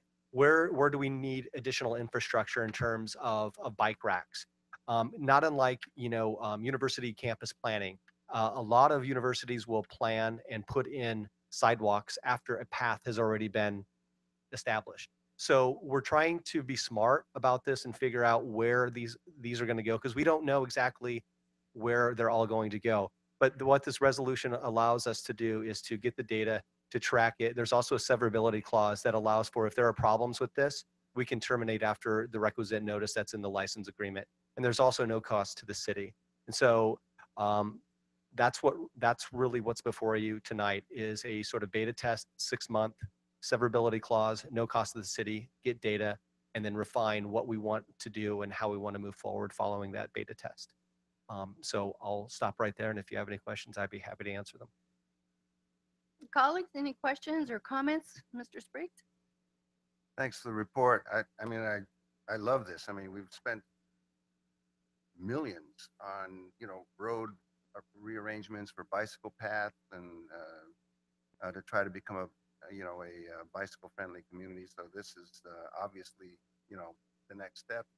We're ecotourism oriented. So people who, are staying in the hotels and whatnot, this is great. I would imagine, and this is one of the questions, that this would be the initial locations would be places like Pier South or that vicinity, and Bikeway Village, potentially. One would think, because those are places where people are going to be congregating who may want to ride bikes. Do you have any sense? I read the document. They can go up to 600 bikes at any one point in time without city approval. What do you think? How is this going to roll out? Is it going to roll out with 200, 300? Yeah, I know Colin from Line Bike is here. When we spoke earlier today, I believe the initial deployment was 230 or 250. And then they'll go through and start tracking it to find out where they're going to go. The locations, are going to be varied, but effectively where bikes would normally go is where they're going to be staged. And then on private property, if let's say the hotel wants to allow for them on that property, they're more than welcome to have them there. What's to prevent people, from just putting down the kickstand and leaving it on the sidewalk and going about locking it up and going about their business? So there's bikes all over the place, and then who takes care of that situation if they're blocking sidewalks and busy areas and that sort of thing? Those are great questions, and that was the same question that staff had asked when Line Bike had met with us. And I'll take a stab at it, and I'll let Colin explain that a little bit better. But the provisions in the agreement that we have, preclude them from blocking those areas, right? The sidewalks, to keep them free. If there's a problem with them, there's an on-site coordinator in the region that would be notified and would pick those up. And so that's some of the information that we'll be testing. Incidentally, I went to our new bike shop over in Bikeway Village, and I chatted with them about that. And they thought this was a pretty cool idea as well, and asked them for any feedback. And so that's really what we're going to be doing in these next couple of months, is because we know some of the information, we know some of those questions that we manifest in the license agreement to make sure that they're not blocking the right of way, that they need to be in the right locations. But where they're going to pool, intuitively you would think, we talked a little bit at the beginning about the last mile. They'll likely be around the bus stations. They'll likely be around places of employment, along the bike path. They're going to go outside of our city limits as well. And so they're going to be tracking all of that, and they'll add additional bikes as necessary. But if there are problems associated with this, we would ask everybody to provide us that feedback, because that's precisely what we're trying to figure out, so we can fix it and get it right. So that's really what this is about. Partly the question was intuitive, but it's also partly because there was an article either in this last Sunday's or the Sunday before's New York Times about a system like this in China that is causing residents and businesses to kind of be in an uproar, because people are leaving their bikes and walk in entryways and all over the place, and nobody seems to be on top of managing that. So I think it's something that while this is a worthwhile thing, I definitely want to see it happen. I think it's going to take some maybe front end labor-intensive work to educate the users, because there's no, somebody can drop the bike, they've already paid for it wherever they want. There's no recourse against the individual bike user who doesn't, put the bike in a responsible location afterwards. There's also the possibility of it being, bikes being left on the street in a parking space, or something like that. And who's going to fix that? So to me, these are just some practical problems that are inevitably going to happen. The question is, how quickly does it get fixed in the case of each of these kinds of incidents that can get in the way of, business parking, business entrances, sidewalks, pedestrian areas, lawns of people, yards. I mean, who knows? And I know you don't have all the answers. I'd kind of like to hear from the sponsor on that question. Thank you, Mr. Spriggs, for segueing into that. Colin, would you like to join us at the podium? And this is Colin from Line Bike. Mr. Patton, Mr. West, I think that maybe if we allow Colin just a few minutes to talk about your marketing, to talk about the program, it might answer some of our questions. So yeah, go right ahead. Well, my name is Colin McMahon, and I'm with Line Bike, and I'm the local manager here in the San Diego County region. And my job is to come in, set up a bike share program, and make sure that the program fits the needs of the community. And when we go into a city, we determine the correct number of bikes, and in this case, about 250 bikes. We also hire locally, establish a 7-day-a-week grounds crew that can call our 24/7 customer service department if there's a bike that's parked in a place that it shouldn't be. They can go to the customer service department. That complaint goes to me, and our team goes out there and moves the bike. Usually our service requests are handled within an hour. And so in addition to having a grounds crew and a local staff that maintains and rebalances the fleet of bikes, our bikes themselves have 3G GPS tracking, so we always know where the bike is at. We can see who was the last person that rode the bike. We can penalize and potentially ban users, similar to how Uber does that with bad drivers or bad riders, and also encourage ways of, hey, parking here, or identifying, hey, this bike was parked illegally, giving some sort of credit to the people that identify that, and also potentially negative credits for those who do park illegally. Yeah.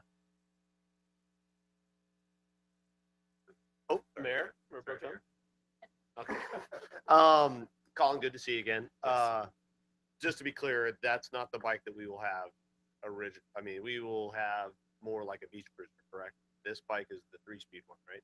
Correct. The ones we have available now are the 1-speeds. And as the program matures, then we will receive more of those type of bicycles. Correct. How the best way to look at it is similar to an iPhone. Each generation gets better and better, and we want to make sure that it's in our interest that we provide the best quality bikes, the best experience to users, and get them to ride most often. So as we get newer generations of our bike, we'll be glad to bring them. Line Bike 2.0. But yeah. Okay, yeah. great. I actually think that I'm pretty excited about this. I've run into many tourists who are, hey, where can I get a bike to ride around your community? Hey, where can I do this? And the great thing about these bikes, obviously not having it's never going to get a flat tire. It really can't even do that. This would be great for tourists to do it. And you answered a lot of the questions that were concerns of mine. I did call after we talked yesterday. I happen to I have lots of friends up in San Francisco. Says, hey, how's this line? Made some phone calls last night, and they kind of reiterated what you said, that they are literally, if they're parked wrong, they're taken care of right away. So that was good to hear, because I did I think our residents, if we ended up with 250 on Daisy Avenue, I think I'd probably hear Yeah. about it pretty vocally. But it seems like you're in San Francisco, at least they have a good group of people who actually get some together and then they take them back to their places. So yeah, that's really all. Oh, and the last thing, I did read the article in China, which kind of made me laugh, because if you've ever been to China, bicycles are everywhere. So I was surprised to read that they were complaining about bicycles and Lime Bike. I'm thinking to myself, there's more bicycles than of it. But yeah, so I agree with what you're saying. So yeah, I'm excited about them. Thank you. Thank you. Mr. Patton, did you have a comment? I do. Thank you. Thanks for being here. It's definitely a bright bike. Two of my favorite colors. I mean, back in my surfing days, all my boards were green and yellow. So I mean, you know, it's great. I like that there is some sort of recourse of people not using the bikes correctly. You know, they use a credit card, don't they? I mean, so that's a big picture, and they're used for day and night. Is there a cutoff time when you could use them, or 24 hours a day? 24 hours. 24 hours a day. So I think the news I watched this morning, City Council at San Diego had a big thing. The other bike, your competition, Deco, is that what it is? They operate. Yeah, the Deco bike. I only say it once. I won't say it ever again. So apparently there's some beach communities, OB, PB, Mission Beach, possibly even La Jolla, who's went to City Council and said, hey, listen, we want these bikes moved. We don't want them in our area. And I couldn't figure out why, but then looked further into it. It was mainly because they were competing against other bike shops that were renting bikes. So I want to ask, do we have any bike shops currently that are renting bikes in Imperial Beach? Other than Bikeway Village, I don't think they're renting bikes. No.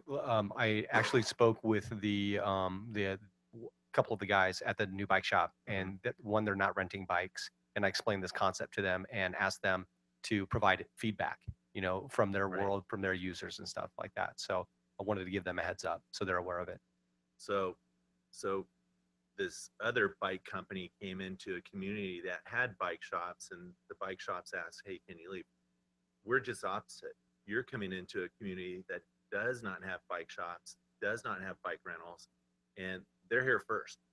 So I would want to make sure if they do come in and it does work out, that if a bike shop does come in, that the bike shop can't say, hey, wait a minute, let's get rid of Lime Bike because they're taking our business. So it goes both ways. You know, I mean, it's something we need to think about. I think having these bikes available for people would be a good thing. You know, there will be some people in our community that will definitely bark about it, and there'll be other people that love it. It's like with anything. So I think that was it on my comments and my questions. Let's see. Yeah, that's it. Yeah, thank you. Okay, colleagues, great questions and great comments. Colin, thank you for being here. I do have a couple of questions and comments of my own. First of all, I wanted to know who is collecting the feedback. Is it the City of Imperial Beach, or is it your company? If somebody's wanting to provide feedback on how this is working, where does that feedback go? So the feedback that we collect would be anything through the customer service department. So every complaint, every email, we have data and collect feedback on. Okay, so it's not going to Steve. Yeah, Steve can probably do that as well. We will ask for that data because we want to understand, like we're indicating before, we want to find out what the issues are, which is why we're doing the 6-month test. And again, it can be severed if there's cause to do so. But we want to understand what those issues are that are important for the citizens of Imperial Beach, which may be aligned with Lime Bikes, but they could be a little bit different. So at the end of this testing period, we can make sure that if we're moving forward, we address any of those concerns. Okay, thank you. A couple of questions, Colin, for you. Helmets, is that part of the package or not? No, it's not. So it's up to the user to provide their own helmet. We have warnings within the app and on the bike that say, hey, wear a helmet.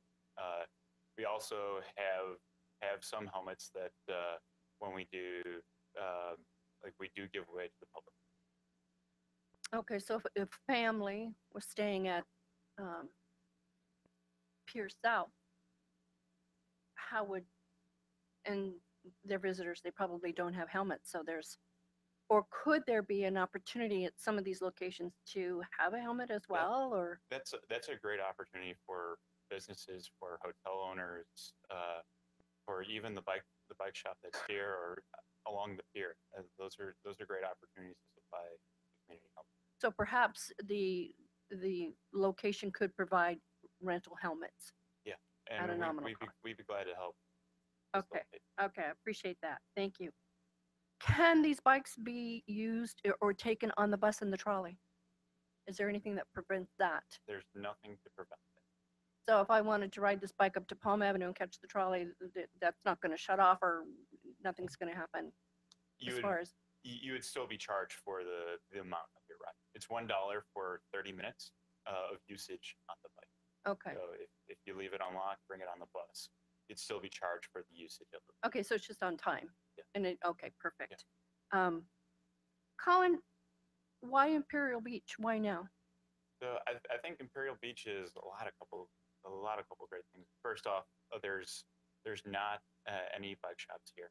I think being able to provide the community visitors bikes to go up and down the beach and around town and not have to worry about parking is a great opportunity. I also think too, in terms of Imperial Beach, has been progressive in environmental issues and sustainability issues, and this is a great way for the community to reduce greenhouse gases and really be the city in Southern California that's taking charge of doing something about it. Thank you. That was a great answer. So in essence, you're filling a void and then also helping us with our climate action plan. Yeah, I'm giving you a win. Appreciate that. Colin, talk to us a little bit about your PR and the rollout of this. I mean, this is an awesome component to our tourism package. Yes. And not only that, but for residents who maybe don't have a bike and are just kind of considering it and that kind of thing. But I'm really interested to hear how you're going to roll this out. So with the rollout, we would have the bikes that we have are arriving shortly to the San Diego area. We're getting them prepared. Additionally, at the same time, I'm going to be doing local business outreach, just to explain, hey, these bikes are going to be showing up in front of your business. This is how they work. Additionally, we'll be using social media as well as press releases to educate the public on these bikes, how they work, how they're different than the normal bike share that is from dock A to dock B, and that you can take this anywhere. You can use a smartphone app to unlock the bike. And really, these bikes, they market themselves. You see it on the street, and what was once a 15, 20-minute walk to the grocery store now becomes a 3-minute bike ride. And when you see them in the public, it changes how you think about commuting. And you see it at the bus stop, get off the bus, and you take it home. It's additional time you get back in your life.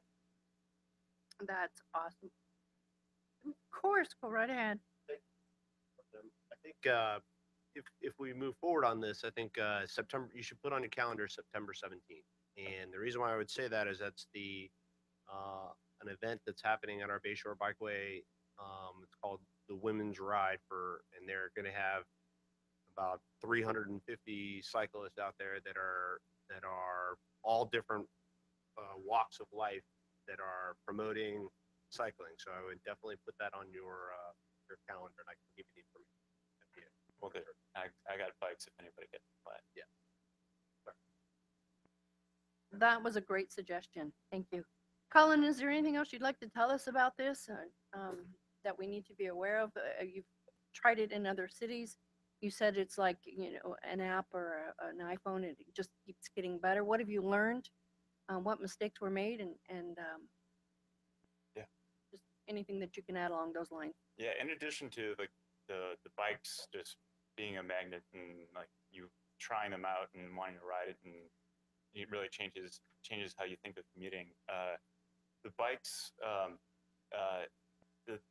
really become like an ingrained part of people's lives. And the usage that you see on these types of bikes is significantly higher than debit.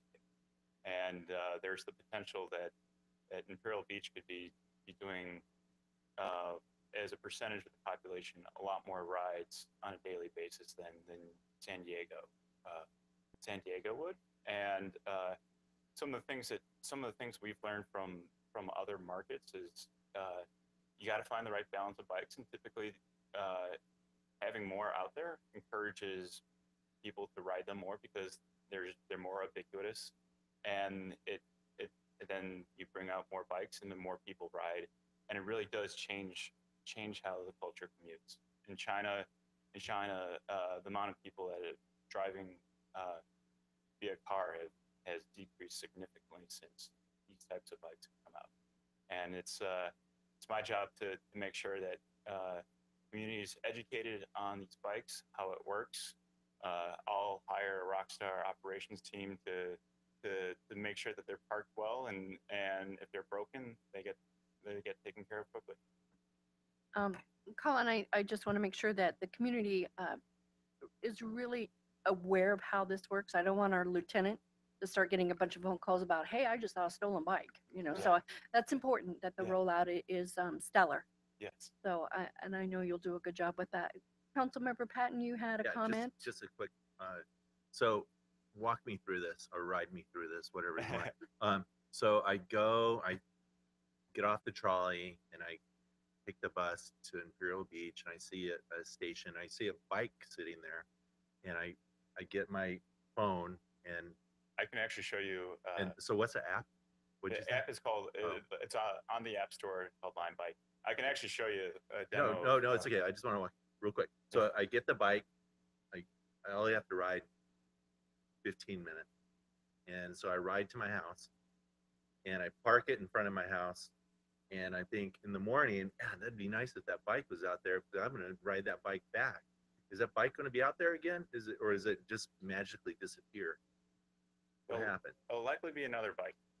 The thought is, like, you have enough bikes out there. If one gets taken, there will be another one less than a block away. Close. Yeah. Okay. And they lock automatically when they're not in use? They lock? So there's a locking mechanism if you look closely on the rear wheel. It's a red button that you press down. It ends your ride. It ends your ride. And locks the bike.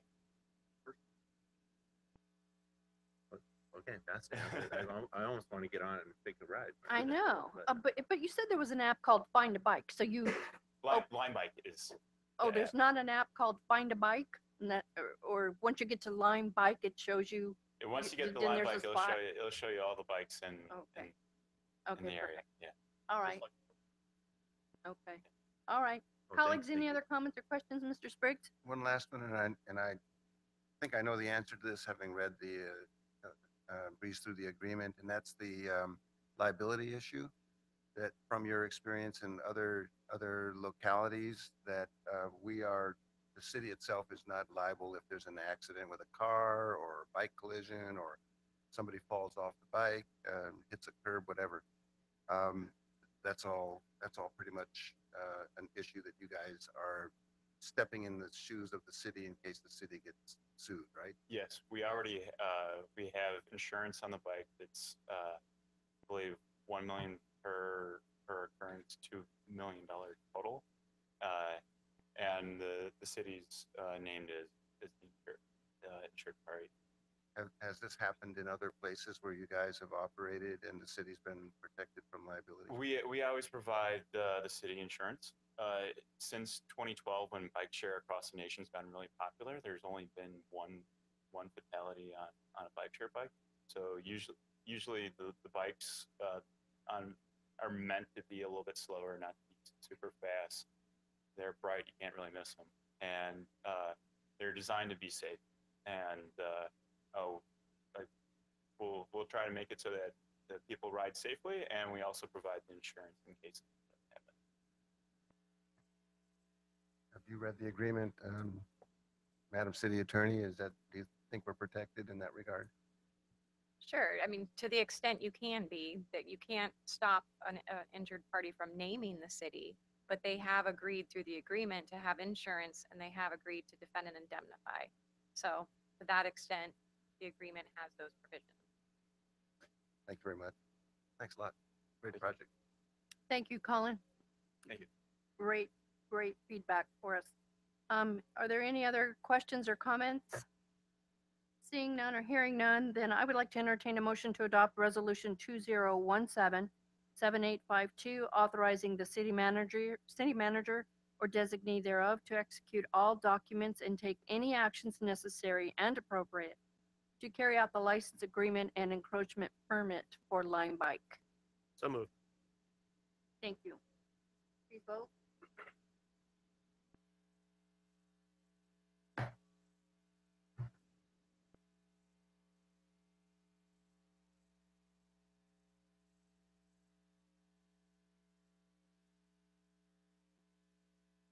Mayor Pro Tem Bragg, please vote. I did. Lock and submit. There you go. I'm sorry? You got it. Motion carried unanimously by those present, Dedina absent. Thank you. Colin, thank you. And we're looking forward to your rollout. When do you think that'll be? Soon. Oh, I like that answer. I like your style. Thank you. Moving on to item 5.2, resolution number 2017-7851, approving the Fourth Amendment to Employment Agreement between the city and the city manager, Andy Hall, and amending the city's FY 2017-19 salary schedule. The city council conducted a performance evaluation of the city manager last month. As a result of the exemplary performance evaluation, the item before the council is to consider an amendment to his employment agreement to increase his base salary and deferred compensation contribution. I would like to entertain a motion to approve resolution number 2017-7851. Second. Thank you. All in favor, please vote.